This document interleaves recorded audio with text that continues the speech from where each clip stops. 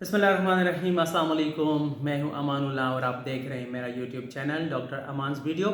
Dear viewer, आज मेरे जहन में एक सवाल आया कि जब हमारे बॉडी में पैथोजन आता है बाहर से, तो हमारी बॉडी उसको किस तरह रिकॉग्नाइज करती है। ठीक है, तो ये बहुत ज़्यादा सिंपल है। जो भी पैथोजन बाहर से आता है, जैसे बैक्टीरिया है, वायरस है, फंजाई है या कोई भी पैथोजन है, तो उनके सरफेसिस पे कुछ इस तरह मॉलिक्यूल्स होते हैं जो मॉलिक्यूल ह्यूमन सेल्स पे प्रेजेंट नहीं होते। जैसे फॉर एग्जांपल हम बैक्टीरिया की बात कर ले, तो बैक्टीरिया के सेल वॉल में पेप्टिडोग्लाइकेन होता है, या ग्राम नेगेटिव बैक्टीरिया में लिपोपॉलीसेकेराइड होते हैं जिसको हम एलपीएस कहते हैं। ठीक है, तो ये जो हैं, ये मॉलिक्यूल ह्यूमन बीइंग के बॉडी में नहीं होते।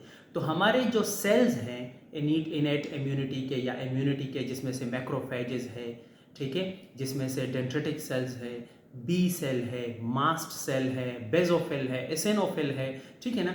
तो ये सेल्स जो है उन मॉलिक्यूलर पैटर्न को रिकॉग्नाइज करते हैं, और उन मॉलिक्यूलर पैटर्न को कहा जाता है पैथोजन एसोसिएटेड मॉलिक्यूलर पैटर्न। ठीक है, और ये सेल उनको किस तरह रिकॉग्नाइज करते हैं, यानी हमारे इम्यून सिस्टम के सेल्स जो है वो किस तरह रिकॉग्नाइज करते हैं, इन पे रिसेप्टर प्रेजेंट होते हैं, यानी हमारे इम्यून सेल पे रिसेप्टर प्रेजेंट होते हैं, और उन रिसेप्टर को हम कहते हैं पैटर्न रिकॉग्निशन रिसेप्टर।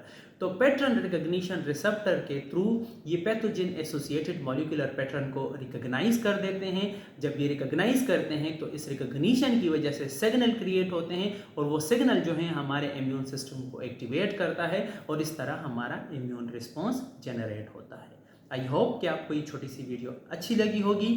अगर आपको ये वीडियो अच्छी लगी है तो हमारे वीडियो को लाइक करें, शेयर करें, साथ ही साथ हमारे चैनल को भी सब्सक्राइब कर दें और बेल आइकन को भी हिट कर दें। Thank you so much for watching my YouTube channel. Fee Aman Allah.